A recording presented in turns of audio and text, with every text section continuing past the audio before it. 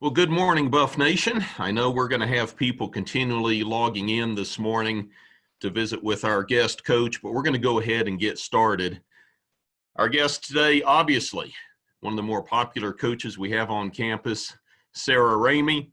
Ramey is wrapping up, get this, her 13th season as the strength and conditioning coach at West Texas A&M. She works with student athletes in all sports, and that's indicative of the guests from BuffNation that are logging on this morning. The benefits of her knowledge is evident in the numerous honors and team championships which WT has garnered during her time in Canyon. She's also been recognized back in 2009 as the Samson Equipment Strength and Conditioning Coach of the Year. That is a national recognition. From 2003 to 2007, she served as assistant strength and conditioning coach at the University of Colorado. Prior to her time in Boulder, she worked as a graduate assistant coach at Kansas State University, where she also earned her master's degree in kinesiology. During her collegiate days, she was quite the volleyball player at Wichita State.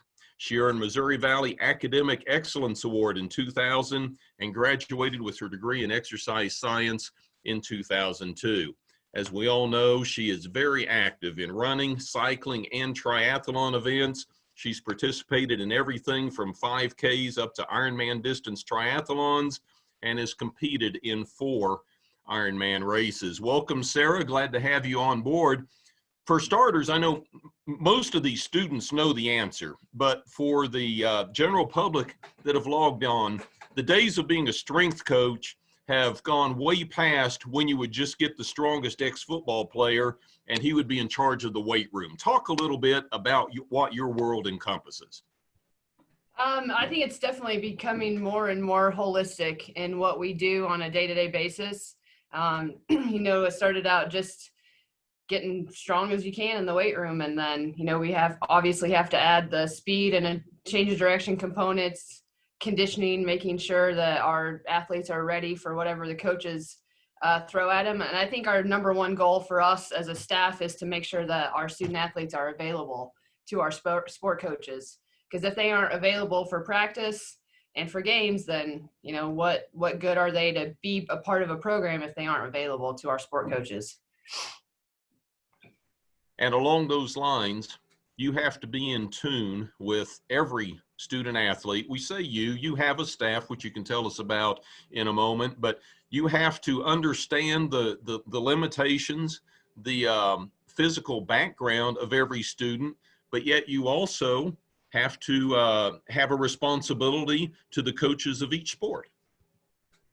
Right. I think that's a big trying to find the balance of, meeting the needs of the student athlete and of the sport coach. For example, a guy like Nate Slaughter was an extremely athletic person just coming into WT and just continued to improve. But, for a guy like him in season, we really had to monitor. We did some stuff with him with our Tendo unit for his speed on the bar in season because he was taking 1,000,000 reps as a wide receiver in practice and in games, making sure that we kept his nervous system sharp, ready to be able to play on a Saturday. And then we got Carter, who was broken every single piece of his body. So we had to adjust, had to be creative in how we could load him throughout his career. So, and then just personality standpoint, we're in the people business, and there's people like I could yell at Laguna across the weight room and tell him to get lower on a squat, and he would be like, "Yes, ma'am. Yes, Miss Ramey." And then, there might be a student athlete that I couldn't do that with that would shut down for the day. So we have to know our audience, and we try to be all things to all people as best we can, but just have to try to find the right fit and meet those goals that the coaches have set forth for you. And you're handling not just the male sports, but you have female student athletes as well. Correct. So I don't treat Lukey the same way that I would treat, any other male student athlete. Lukey, one of our women's golfers who I started working with them the past 2 years. I can't have the same personality, just like I can't have the same personality when I was working with football and then going into a baseball lift.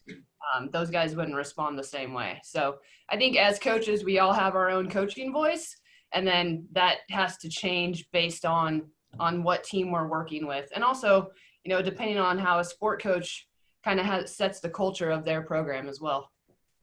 As we move forward, we encourage everybody to ask a question. You can either type it into the group chat, you can address it to me or to everyone, and I'll present it to Coach Ramey, or we'll use the old football, call for a fair catch. When I see you wave your hand, I'll call on you, and you can ask a question or make a comment to Coach Ramey. Sarah, I'm kind of racking my memory here. When you first started as the strength and conditioning coach, I believe you had just a GA as an assistant. But since then, you've filled out your staff a little bit. Why don't you tell us about your staff? I know some of them are on the call now, but maybe also tell us about their strengths that they bring to the program and what sports they work with. So yeah, when I started in 2007, I had 2 graduate assistants. Ryan Mahoney ended up staying for 3 years, and then Darren Flowers, who became our head track and field coach, who is now at UT Rio Grande Valley. So those were my first 2 staff members. And then I've had several others since then. Some people remember Travis Flantes. He's the director of sports science now at University of Texas. Tom Reinhardt is working with the Marsocs at Camp Lejeune in North Carolina. Josh Daniel was a GAA intern we had. He is over in Clovis working tactical. And then Nick Coleman is the director of Olympic sports at South Alabama right now.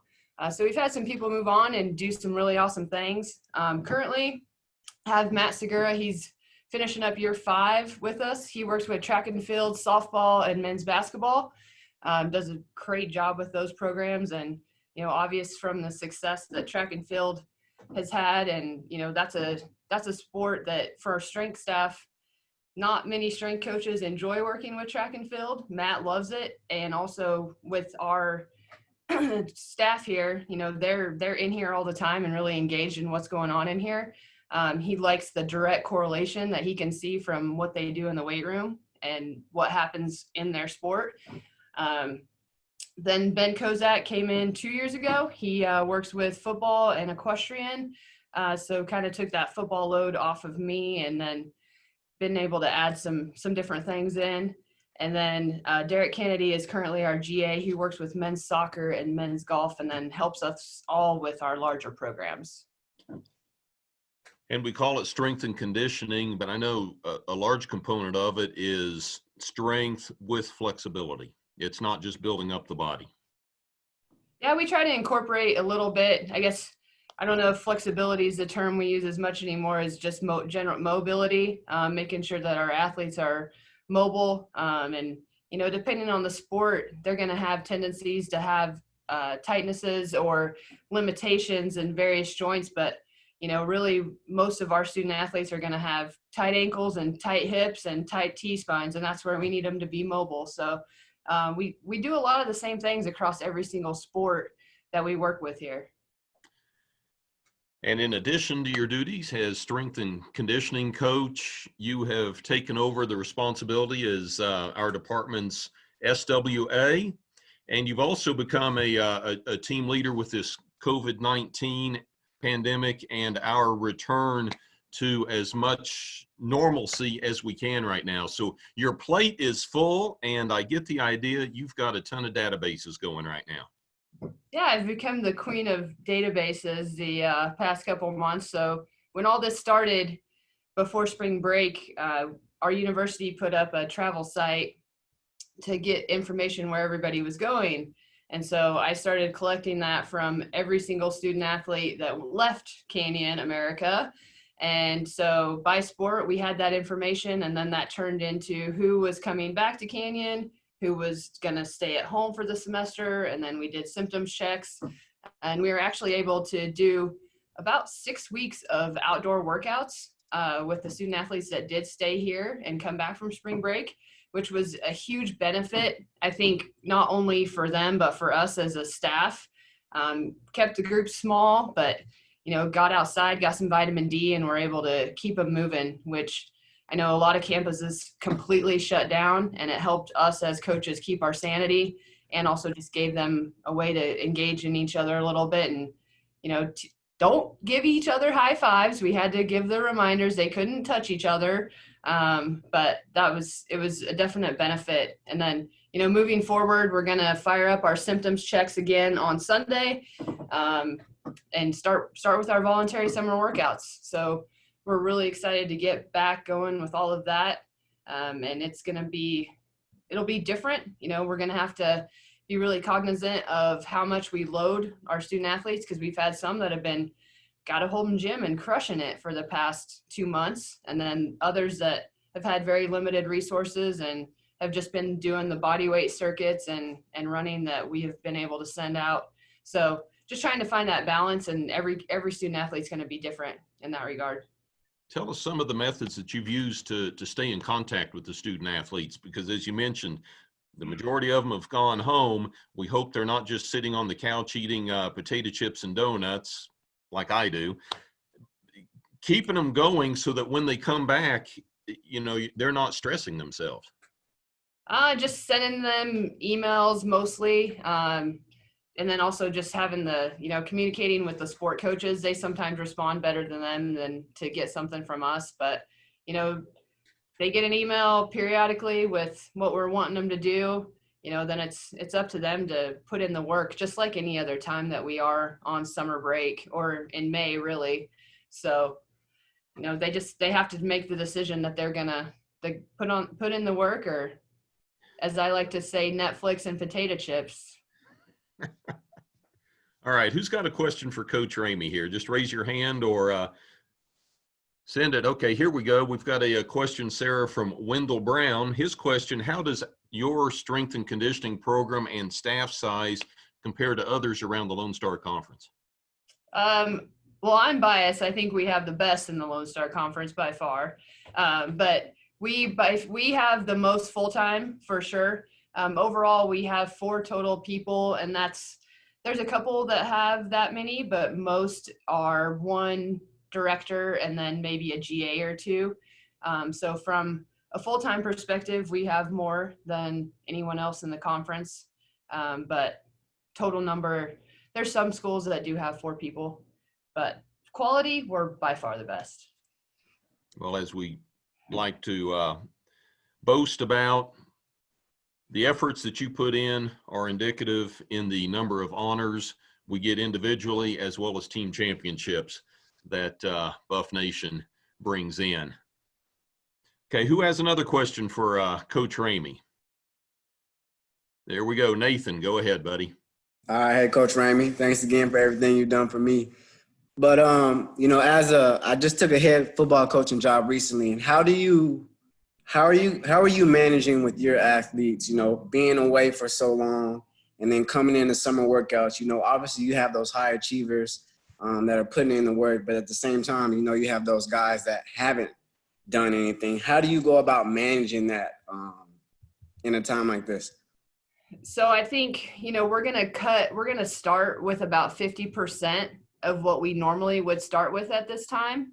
I can send you some of the recommendations from the 2 strength conditioning organizations on how to come back from a transitionary period. And that's usually, from a 2 to 3 week break. Well, this is upwards of 8 weeks now. So we'll start at around that 50% range from like a volume standpoint and just try to gradually build.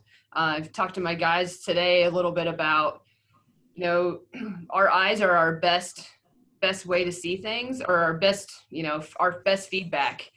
So, you do have those high achievers. If you're out doing some conditioning and you've got some high achievers and the guys that haven't done anything, as a coach, don't be afraid to give a guy a rep or 2 off and let them recover and then jump back in with the team. So it's not picking on them. It's not, holding them to a different standard, but we have to be really smart right now, especially some of the deaths that have happened in college athletics coming off of these breaks.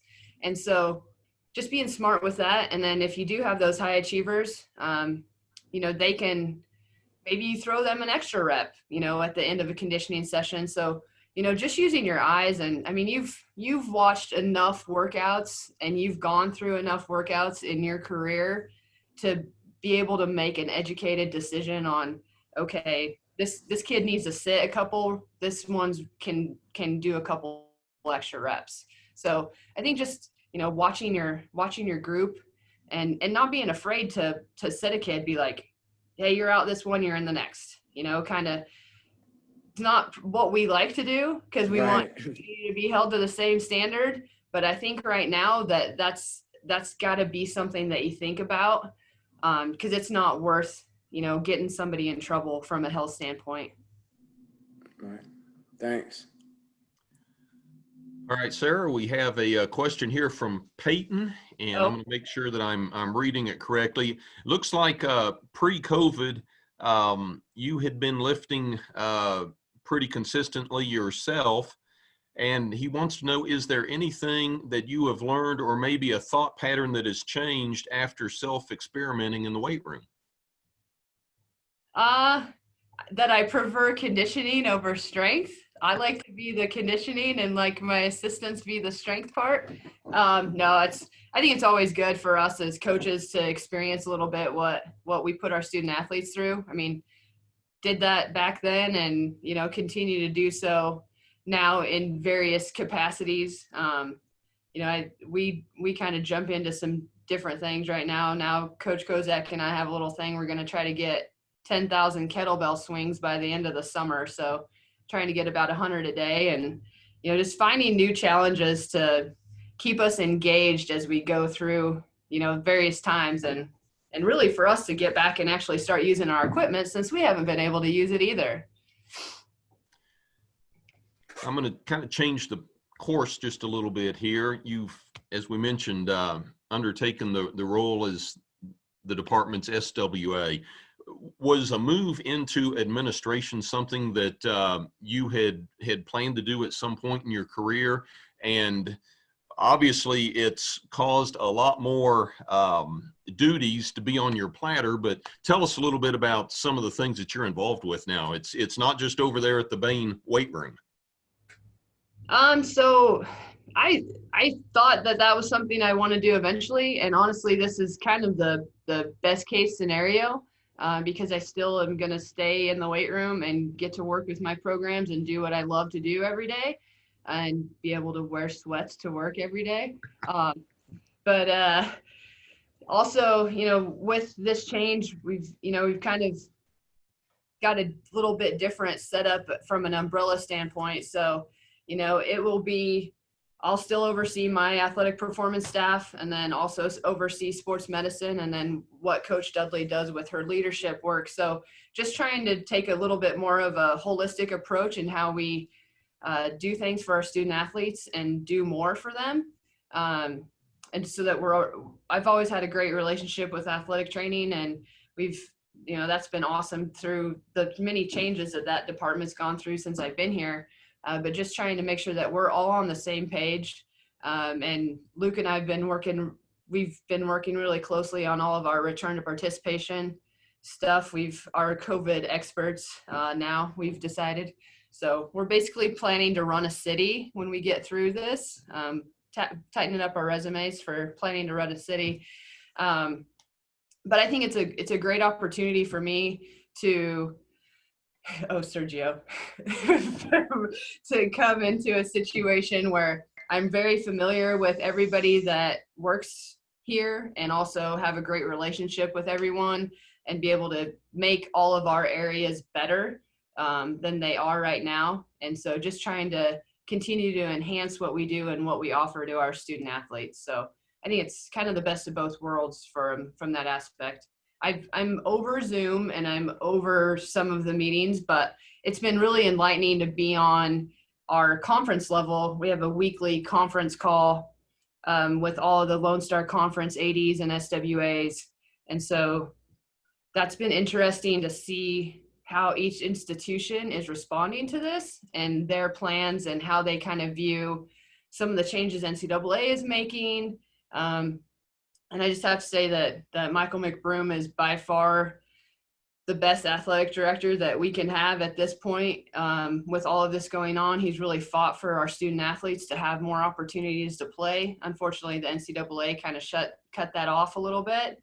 But he fought really hard for all of our sport programs. And, that shouldn't be overlooked for sure. Again, if you have a question for Sarah, either type it in the group chat or give a little wave. There we go. Lee Passmore, go ahead. Yeah, I know that things had to change a little bit in the frequency of workouts with athletes after the COVID-19 was announced and the NCAA shut everything down, had to be cut down a little bit. What were the big adjustments there, and what might happen in the future, like especially when fall sports come back, as far as like the social distancing guidelines and working out? What sort of steps are you taking to sort of work with athletes in that regard and, maintaining a sanitary workspaces where, maybe it's not as big a deal outdoors, but indoors, there's a lot of lifting which goes on there. You've got to be, we realize what some adjustments needed to be made and what's going to be happen with that in the coming months or so. So after spring break, once we kind of had that 14-day period for everybody to kind of self-quarantine and we were continuing to do our symptom checks, we did our outside workouts. We kept all of our groups under 10 at that point and just kept everything pretty small. And now as we start to transition back into the weight room, we're going to, limit our group size for the first several weeks. Gyms in Texas opened on the 18th, but we waited another 2 weeks to get going back in here just to kind of see how that all transpired and keep our group small. So basically we can have 2 student athletes per platform rack. There's going to be plenty of space. The load shouldn't be too heavy to where anyone needs a spotter. If they do, athletic performance coach will be their spotter and we'll wear a mask for that. We're going to leave the mask. If a student athlete would like to wear a mask, leave that up to them. But we'll be cleaning between, everybody's going to get to be really good cleaners. That's what's going to happen. Sarah, so far in our conversation, you have used the term or the word holistic several times. And I know that is a fairly new philosophy in the world of strength and conditioning. Is that something that is becoming very mainstream, or is your program kind of a forerunner of that? I think it's becoming something that more programs are doing. Unfortunately, we don't have somebody to handle all of our nutrition, but we can give some general guidelines. So, covering the nutritional side, we've got our sports medicine, we've got the athletic performance, we've got our leadership development. And then also the biggest thing that we're working on this summer, and Luke started last year, was making sure that our sport coaches were aware of the process and the steps that need to take if any of our student athletes are having any issues with mental health. That's already becoming a bigger issue that we're facing on college campuses and in athletics especially. And so making sure that we have the right path for our coaches to follow if they have a concern. And then also using our resources on campus through student counseling and student medical to make sure that we're getting our student athletes taken care of. So just trying to encompass that whole, the whole athlete, I guess, so to speak, to make sure that we're doing everything that we can to take care of them. It's kind of evolved from just taking care of the body to the mind and the body now. Absolutely. All right, who has a question for Sarah?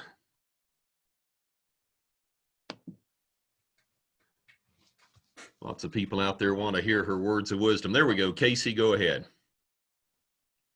Hey, Coach Ramey, just to put you on the spot, Oh, over the years, is there a favorite team that stands out to you? that is brutal.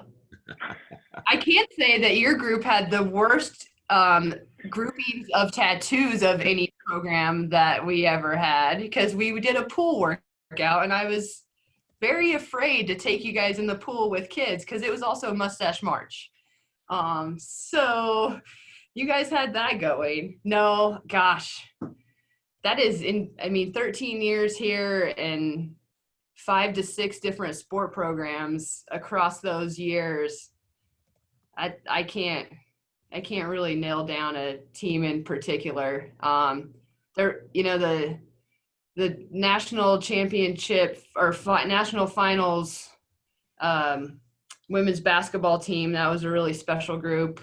I didn't directly work with Brittany's group that won the national championship in softball, but from an insider outsider, that was a really cool run to watch. Seeing some of our track and field teams go, I can't. I mean, there's been more incredible moments over the 13 years than I can even remember. But some of the things that I probably remember most are the stupid things that happened in the weight room or at a run. So, is Colton still on here? I don't know if he is.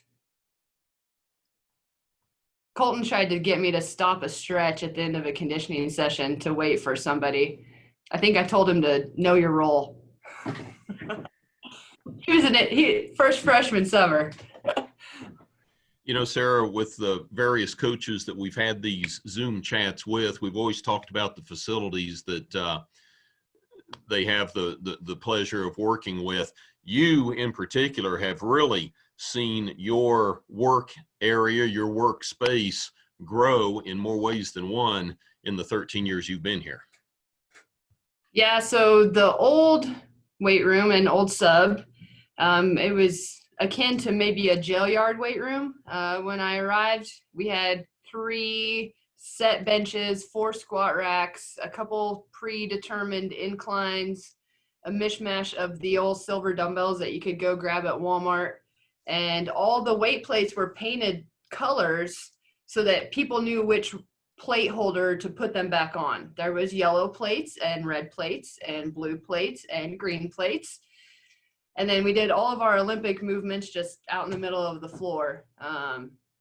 So yeah, I was able to get with Samson Equipment right away after I got offered. I was actually at a conference when I got this job offer and took it.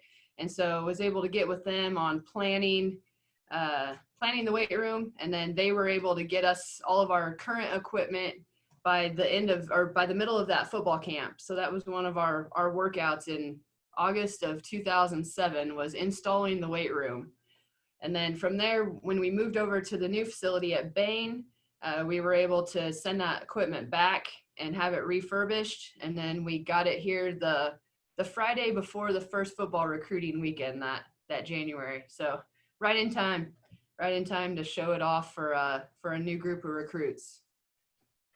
But now we're they're pounding away back there. They are jackhammering this morning to finish out the athletic training room. So we will finally have them in our building. We cannot wait for that to happen.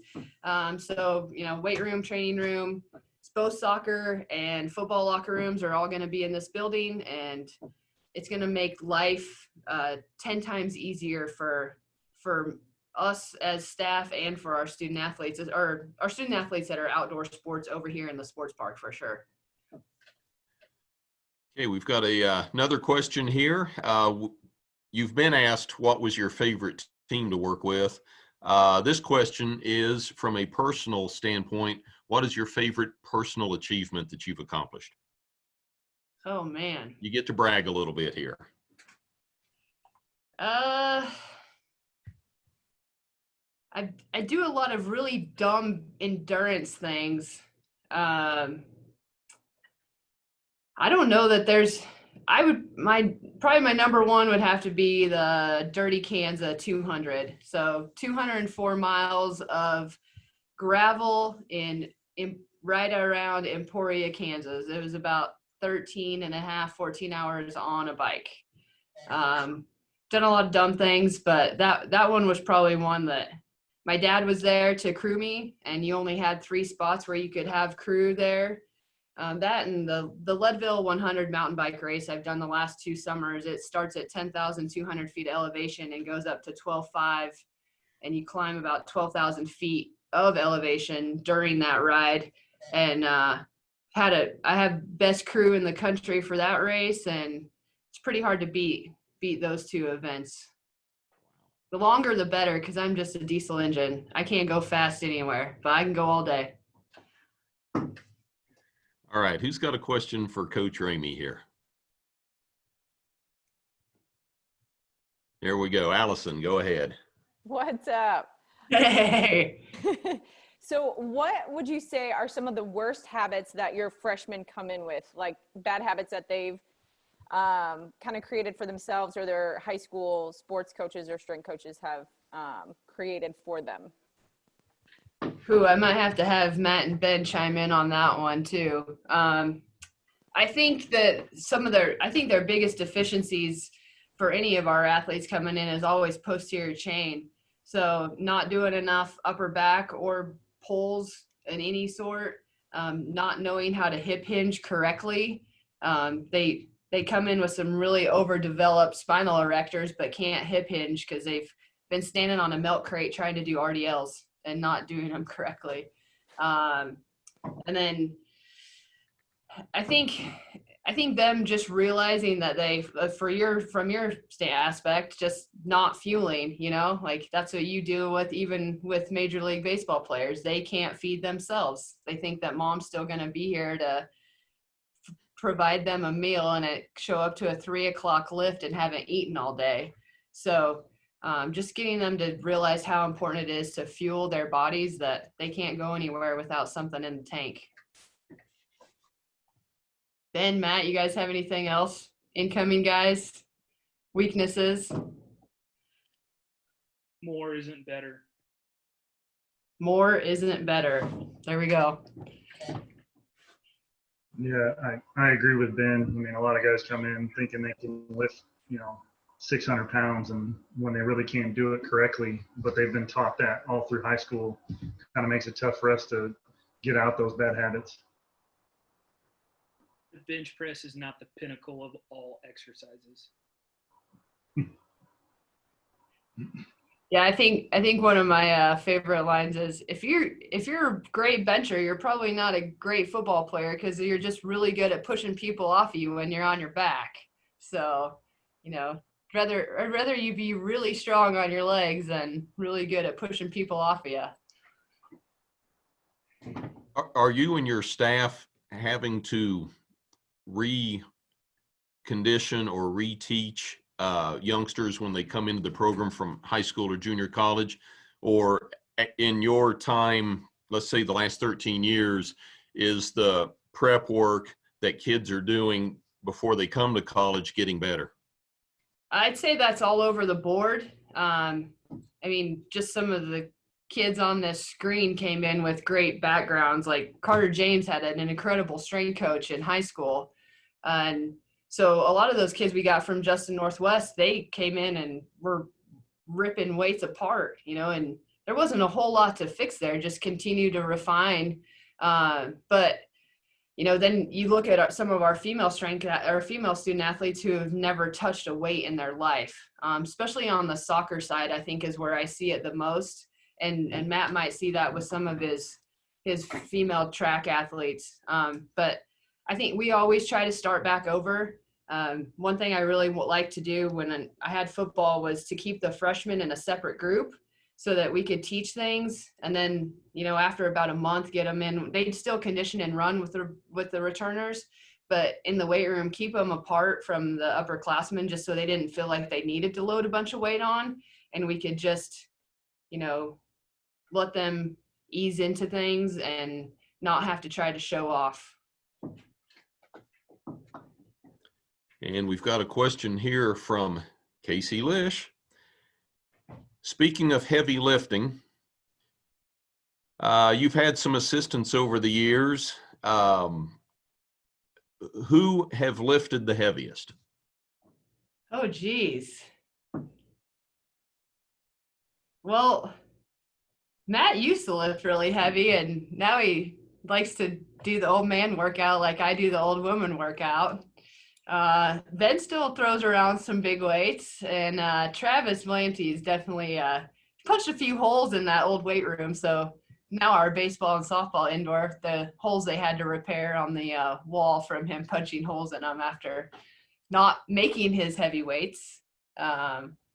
Yeah, and you know, Tom, I mean, gosh, I feel like we all get in there and get after it to our extent. Ben even talked me into Squattober and in the fall, and that was miserable. Probably won't do that ever again.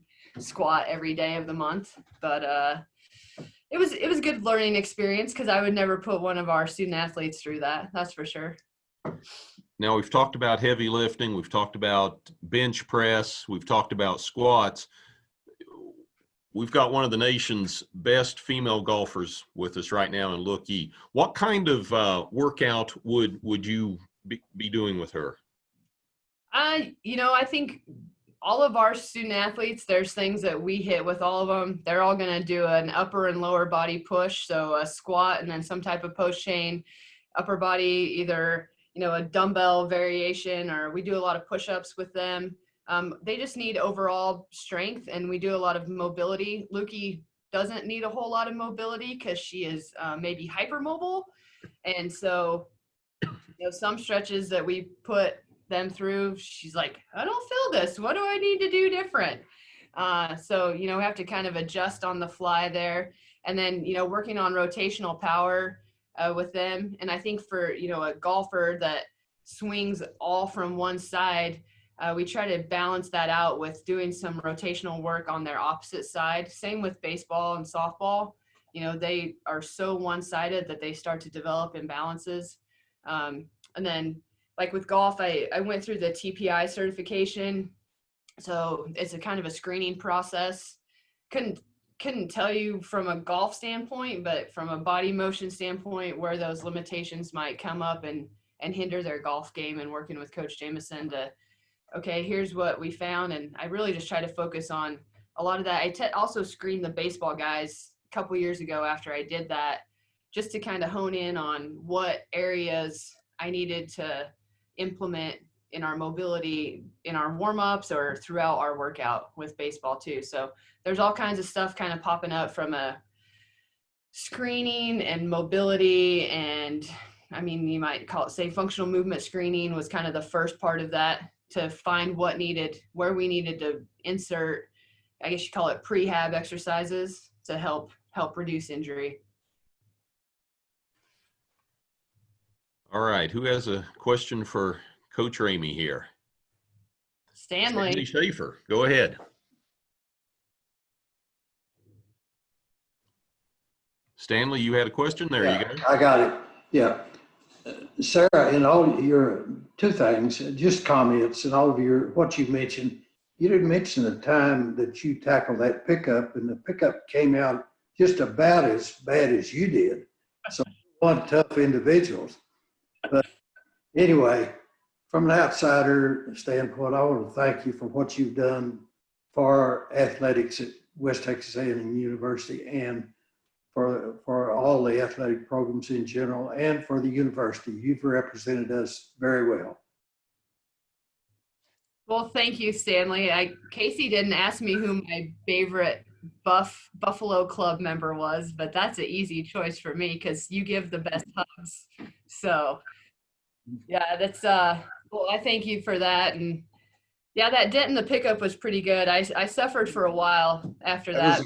That was a good dent. Glad to get back on the bike in 4 months, so it was a good lesson for me when student athletes complain about back pain, to have a broken vertebrae and have to heal back from that and modify, and realize that, yeah, maybe that was worse than I maybe thought that pain was. So, but thank you, Stanley. Thank you for all of your support, because I know that you're one of our favorites around BuffNation.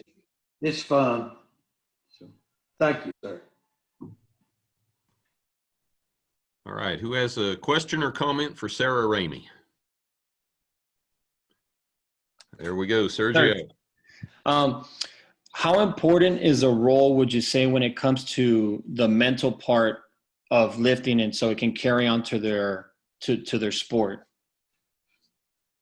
I think what happens in the weight room, either from a team culture standpoint, from a personal confidence, I think from a confidence standpoint, it's huge. Not only for our male student athletes, but probably even more so for our female student athletes, the confidence that they gain by becoming stronger, to be able to accomplish things in here can really help them out on their field of play, no matter what it is. It's just, kind of gives them a different level of swagger maybe. I mean, obviously the whole look good, feel good, play good thing comes into play, right? But I think it's a great place to develop that. And also, I think the thing that I love the most about being a strength coach is that we have the best job of any coach on campus, because we get to work with all of our student athletes, but we never pick a starting lineup. So we aren't picking the starting 5 or the starting 11 or who is number 1 or who's going to run on this relay.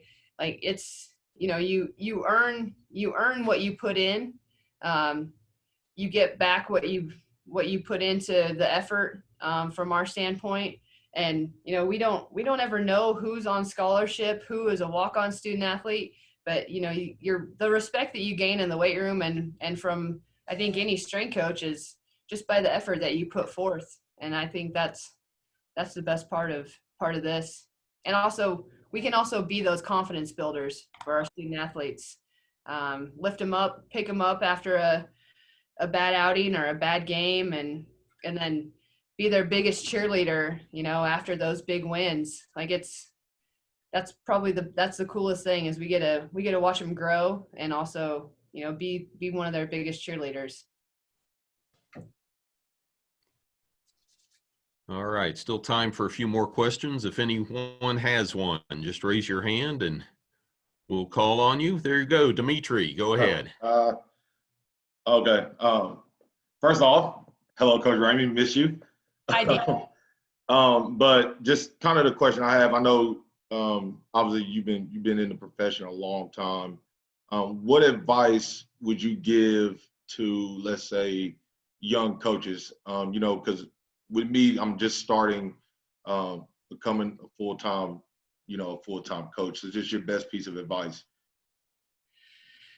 I think the biggest thing would be to, ask questions and don't be afraid to, for you to get out and get to as many other schools and get with as many other receiving coaches that you can and learn from them and how they approach things. I mean, you went through a couple different coaches here, either position coach or head coach. And so I'm sure there's things that you've got in your pocket from each of them that you're like, I really like that. Oh, that was really terrible. So I think we take that with us wherever we go. And, for me, I pick up stuff from every assistant that I've ever had. And then, all of our sport coaches here too. I'm like, oh, that was a great idea with how they approach that.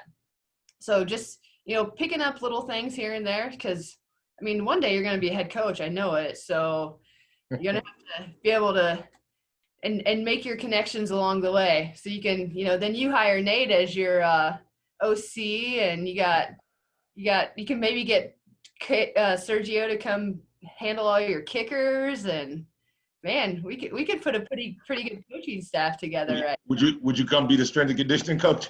Absolutely. No, but Coach Ramey, I just want to say thank you. I'm about to have to run off with a staff meeting. I just want to say thank you to everybody that I met at West Texas. It was great seeing all of you. Continue to keep doing what y'all are doing. Thanks, Steve.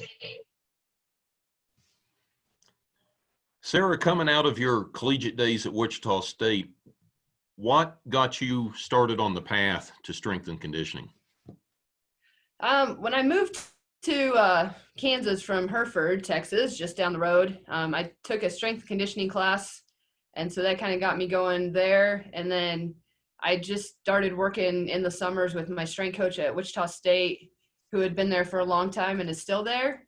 And went the exercise science route and was fortunate enough to intern for Mike Boyle, who was one of the first, private facility strength coaches, and I guess what you'd call a guru now these days, very well known. And so was fortunate enough to go up to Boston for my undergrad internship, and then came back to Kansas State and was able to, become a graduate assistant, and just spent a year there before going to Colorado. But just, liking the weight room and being able to have an impact. But I knew I did not want to coach a sport. That just wasn't, I didn't love any sport well enough to want to coach that sport, but I knew I wanted to still be involved in athletics and be in a competitive environment, and, kind of all the things why I said we have the best job, like we get to work with everybody. But I guess we don't have to break the hearts of people when we tell them that they're not getting another scholarship or more money, or we don't have to recruit either. So that's a benefit too, other than when they come on campus, we're part of that. Now, I remember back in my days in the Missouri Valley Conference, when that Wichita State basketball team would roll into town, they'd get off the bus. This is back in the days of first Gene and then Randy Smithson. They were the strongest, most muscle-bound team you'd ever seen. So obviously your foundation was not based upon that. No, yeah, we did things a little bit differently, but yeah, those guys they look good in their jerseys, that's for sure. Absolutely. Wendell Brown here has a good question. What is your role as a strength and conditioning coach in recruiting, not just football, but all sports?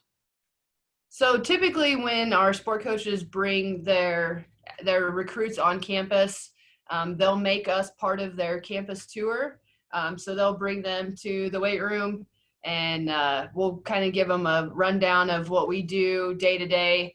Football's a little bit different. It's usually their big recruiting weekends in January, where we'll have however many guys come on a Saturday.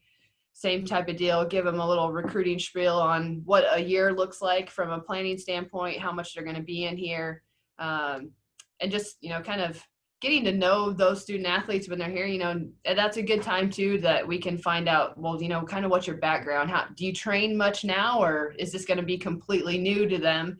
And if it is something where it's completely new to them, then, give them a little bit of peace of mind that, hey, that's okay. If you've never touched a weight, like we're going to help you. We'll start from the ground up and be able to do it.